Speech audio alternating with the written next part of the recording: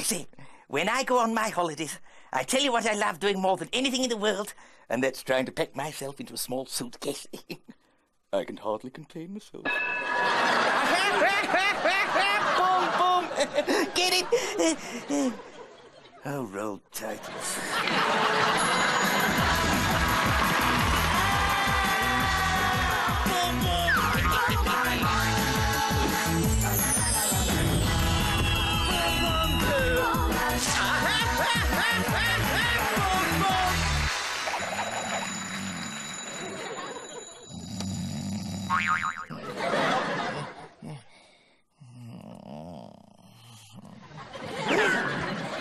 Wait a minute. That can't be me. I've got paws, not him. Hi there, friend. Albert Kirk from Albuquerque. Would you just excuse me for one teeny weeny second? Missing you already. Yes. Mr. Stephen, wake up! Mr. Stephen, there's something very strange going on.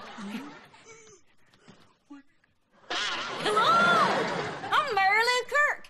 And may I just say, I love this old English tradition of sharing rooms. It's so quaint.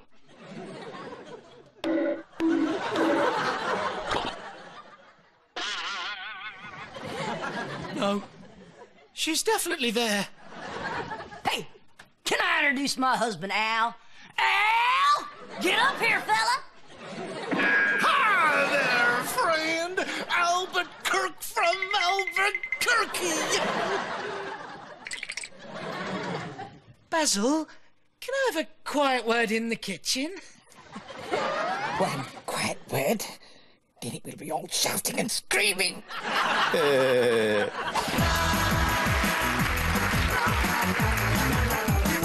I'm telling you, there's a woman in my room. That doesn't sound very likely. You must have dreamt it. Oh, I know the difference between real life and a dream. Yes, one is a bizarre world inhabited by freaks in which anything can happen. The other is a dream. I'm sorry. I just don't believe that there is an American couple in this flat. I mean, what would they be doing here? Having breakfast? Say, isn't this hotel simply divine? Just look at this. Genuine antique toast. I mean, this mold must be hundreds of years old. What does she mean, hotel? This wasn't a hotel yesterday. You're right. I mean, who could have turned our flat into a hotel overnight? And cue Dave. Good morning, Mr. and Mrs. Kirk. I hope your stay will be a long and happy one. And yours will be a short and unhappy one if you don't tell me what's going on. Mr. and Mrs. Kirk are guests in my hotel. Mr. Kirk's a cosmetic surgeon from America. Just give me a call anytime you need your face narrowed. And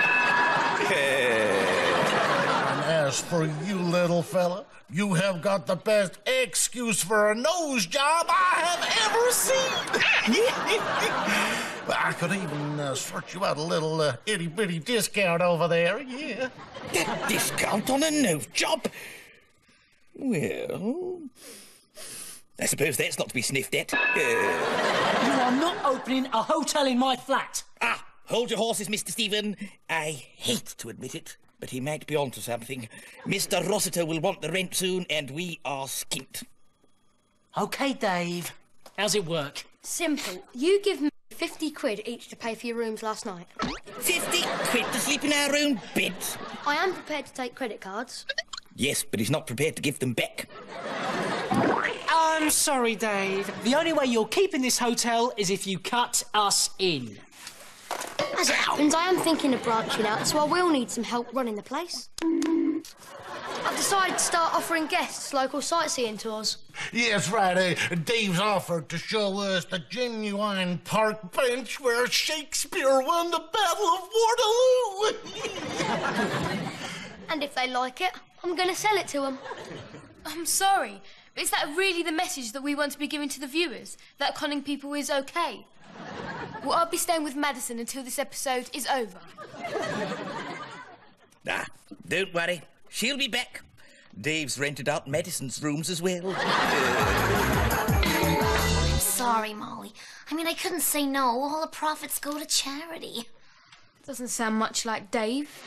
Yeah, well, it's for the Distinguished Association of Vole Encouragement. I mean, do you know how totally little encouragement voles get?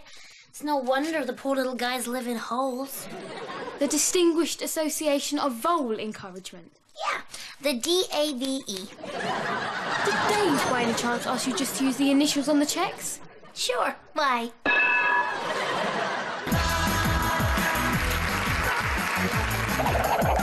Master Dave, are you sure we can fit 6 people in the Emperor's suite? Hold on. Which one's the Emperor's suite? The toilet. But there's no beds in the toilet, duh. So they'll just have to sleep standing up. Duh. Dave! Uh-oh. I recognise the tone of that voice. Those of you of a nervous disposition should look away. Dave, tell Madison exactly what's happening to the money. Don't dare deny that it's all going to you. This should be good. One can always tell when Master Dave's lying. His lips move. I'm not denying it. The money is for me. But I need it. I'm desperate. I've only got 7 pairs of trainers. And my games console. It's over a month out of date. I can't live like this. Please. Please help me. Oh, Dave, you can totally count on me. We need this advert to show all the positive points of the hotel. What we got so far? The Pitz Hotel. Not quite the worst hotel in Britain. What's wrong with that? It's not true. It is the worst hotel in Britain. Yeah. Each room comes complete with its very own spider. This is hopeless. Oh, don't give up, Miss Molly. It's just a question of rewording it. And how would you reword spider? Well, each room has access to the web. See, I'd make a great spin doctor. Spin, web, get it? Oh, and don't forget the gym. Where's the gym? In the cupboard. Hello, I'm Jim. Don't forget this place, just across the studio. Lovely local restaurant. Lovely local restaurant. I don't mind lying, but that's criminal. Well, if you dislike it so much, why do you keep coming? It's the only other set we've got. Good point. Right. I've worked out which jobs we should do. Basil, you're the maitre d'. May I recommend a table by the windowsill? You might want to jump out when you see the food. Madison is in total charge of all our guests' hair, nail and beauty requirements.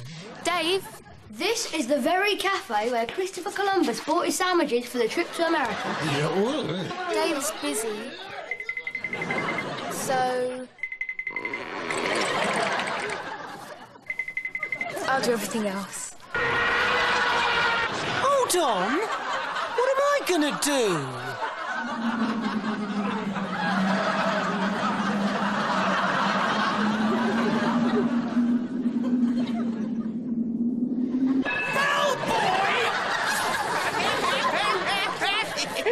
Oh, stop complaining. It's a perfect fit for a 10-year-old.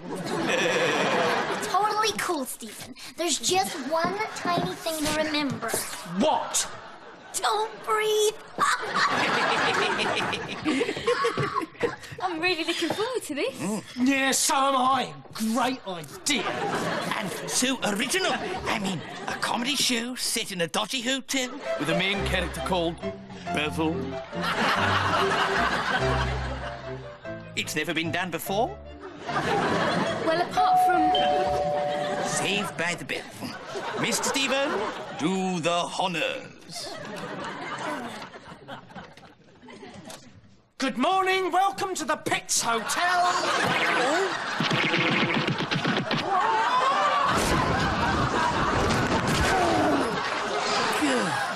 I don't know.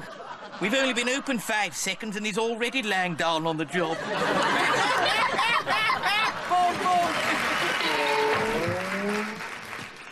This is a nightmare. I've just spent the last hour carrying suitcases. Look what it's done to my arms!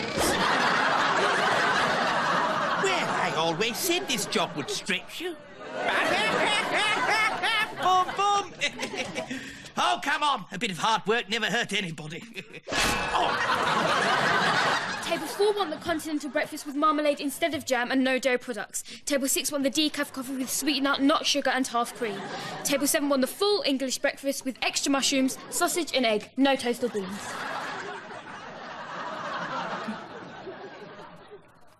Bean.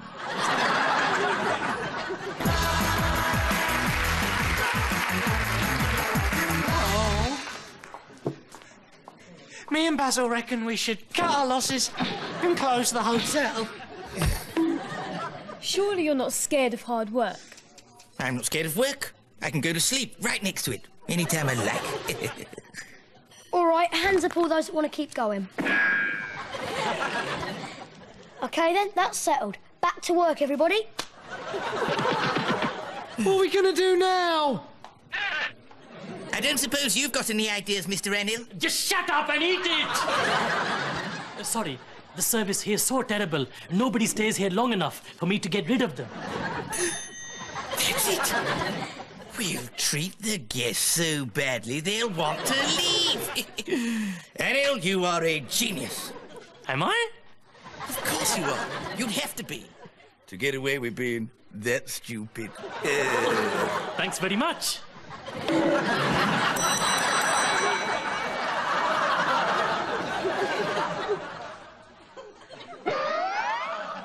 Come, Mr. Stephen. We have holidays to ruin.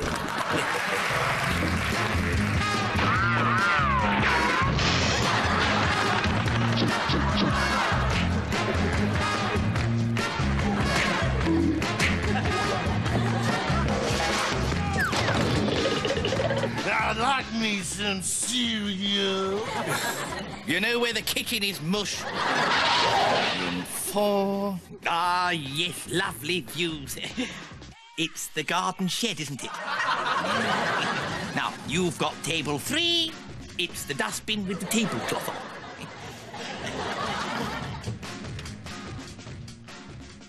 Basil? It's working. They're on the verge of leaving. They just need one more push. Yeah, don't worry. I've got just the thing. Hey, Basil, what did you want? Medicine. Our guests just don't seem happy. I think they might have some negative energy. Would you mind feng shuiing their room? That is a totally awesome idea.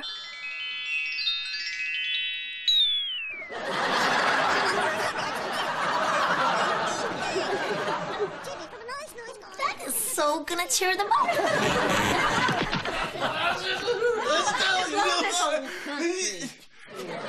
Oh my gosh, we've been burglarified! See, I watched the bye, come on, move, bye. What is going on? Sorry, Dave. Everyone's leaving. No, I mean out there.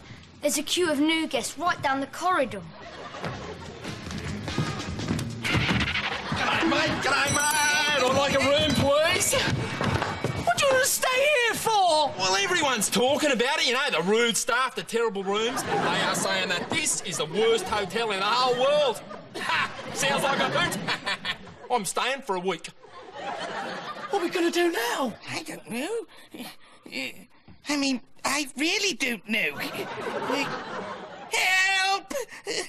You and Stephen decide that to get rid of these new guests, you'll just have to make things in the hotel even worse. Thanks very much.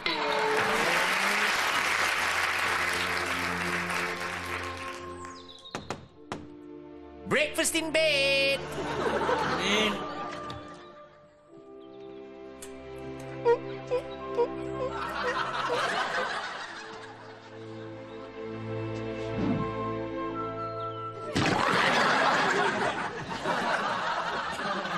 Thanks.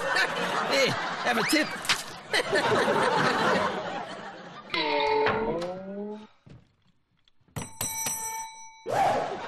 What do you want? Excuse me, I woke up with pins and needles this morning.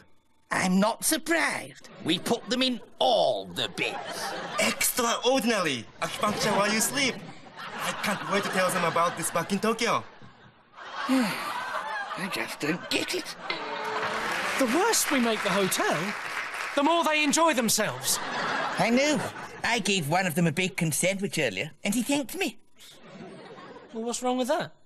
It didn't have any bacon in. Or bread. Where did we go right? Oh, there's nothing for it. We're desperate. I've called in some help. Someone who will make our guests' lives truly unbearable. Well, I can't imagine who could make things worse. Not unless you've invited...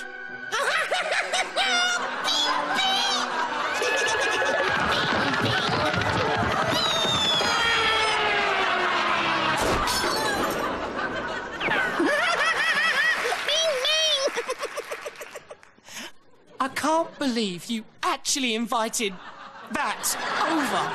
I'm sorry, Uncle Baz. Oh, that's all right, Bingo, me lad. Don't worry about the chaos. That's why you're here. Oh, no, I'm not sorry about that. I'm sorry about this. Bing, bing! Bored now. Basil, why? He's a menace. Exactly. Come on, let's get out of here while we can.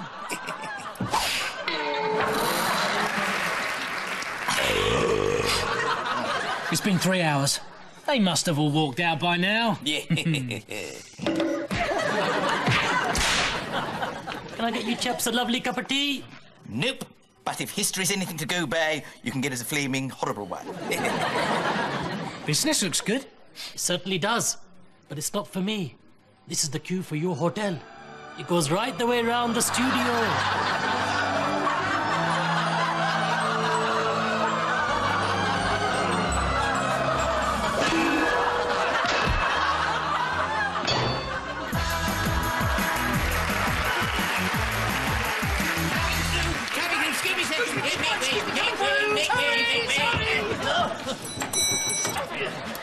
What is going on?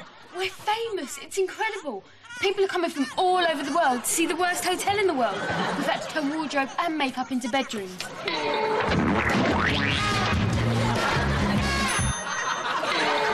This is awful. We'll never get our flat back. But with the money we're earning, well, we could afford to buy another one. We are a success. A what? A success? Ugh, this isn't a word he comes across very often.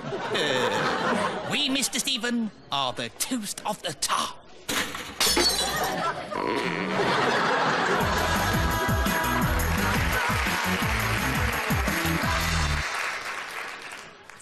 Our worries are over, Stephen.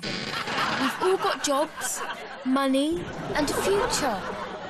We can even afford to pay the landlord. Speak of the devil and he shall appear.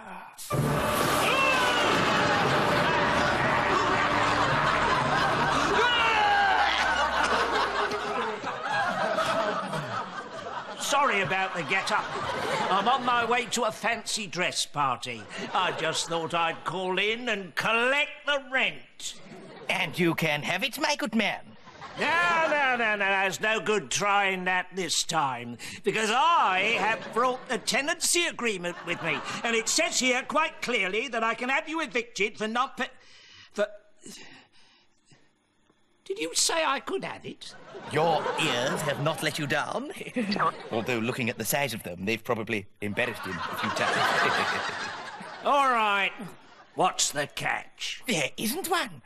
We have turned the flat into a successful hotel business. Allow me to show you round. Here's our bellboy, preparing the beds by combing a dog with fleas over the sheets. Our guests do like things to be up to scratch. And here we find our resident alternative therapist, Miss Madison. Hi. Preparing for a liposuction session. This sucks fat, because fat sucks.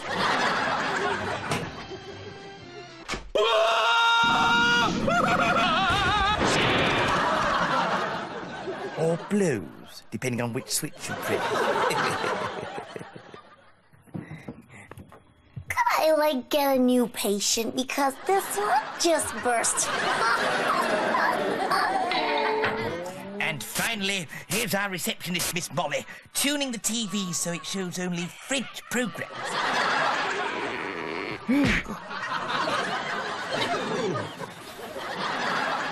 That's inhuman. Even I wouldn't do that. You can't tell me that your guests like all this? They most certainly do.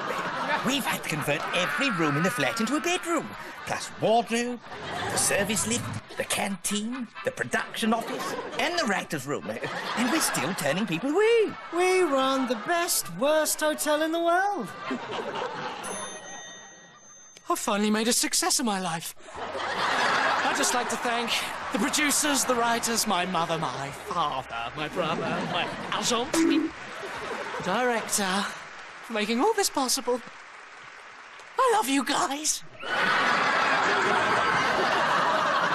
Yes, for once, Mr. Stevens' terrible acting has hit the nail on the head. We are a hit. Your rent will never be a problem again. Now, what's the damage? 8,400 quid. How much? A night. It's all in the tenancy agreement, you see. You are allowed 4 people living here, and I can charge you £100 for every extra person now. I've counted 84 beds, so that's 8,400 quid. Can we pay you next week?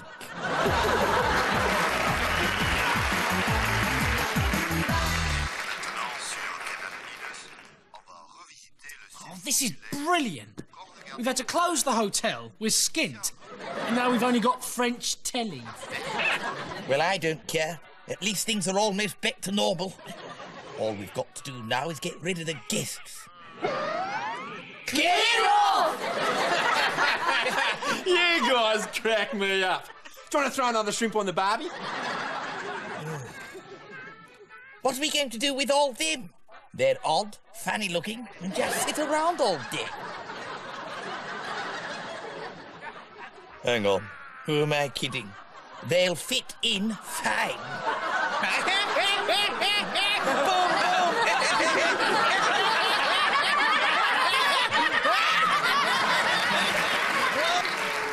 Well, we finally got rid of them. Hiring Enel to do that cooking was a stroke of genius. Mind you, some of the guests are in hospital. And they were the lucky ones. I miss the guests, though. Yeah. I particularly like that Mr. Albert Kirk. Mind you, I can't see how he makes money out of cosmetic surgery. I mean, what kind of idiot pays for that sort of thing? Yeah, it's a complete mystery.